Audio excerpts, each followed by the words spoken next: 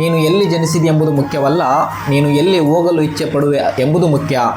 ಹಳ್ಳಿ ಮಕ್ಕಳು ಮಹಾನ್ ಅಧಿಕಾರಿಗಳಾಗಬಹುದು. ಕನಸು ಕಾಣು, ಕಷ್ಟಪಡು, ಜಯ ಸಾಧಿಸು. ಒಬ್ಬ ಹುಡುಗ ಒಂದು ಹಳ್ಳಿಯಲ್ಲಿ. ಅವನ ಮನೆಗೆ ವಿದ್ಯುತ್ ಕಡಿಮೆ, ನೀರು ಮಾತ್ರ ಹೆಚ್ಚು. ವಿದ್ಯಾಲಯದ ಹೆಸರೇ ಇಲ್ಲದ ಹಳ್ಳಿಯಿಂದ ಬಂದವನು ಕಾಲೆದುರು ಬಟ್ಟೆಗಳಲ್ಲಿ ಶಾಲೆಗೆ ಹೋಗುತ್ತಿದ್ದನು. ಆದರೂ ಅವನು ಏನು ಮಾಡುತ್ತಿದ್ದ ಅಂದರೆ ಕೈ ಬಿಡದೆ ಓದುತ್ತಿದ್ದ. ಅವನಿಗೆ ಟ್ಯೂಷನ್ ಇರಲಿಲ್ಲ. ಅಂಗಡಿಯ ಹಿಂದೆ ಕುಂತು ಓದುತ್ತಿದ್ದ. ಇಬ್ಬರು ಹಣ್ಣು ತಿನ್ನುತ್ತಿದ್ದರೆ ಅವನು ಪುಸ್ತಕ ಹಿಡಿದು ಓದುತ್ತಿದ್ದ. ಈ ಮೂಲಕ ಒಮ್ಮೆ ಶಿಕ್ಷಕರು ಕೇಳ್ತಾರೆ ಅವನಿಗೆ, ನಿನ್ನ ದೃಷ್ಟಿ ಸ್ಪಷ್ಟವಿದೆ, ನೀನು IAS ಆಫೀಸರ್ ಆಗಬಲ್ಲೆ ಎಂದು.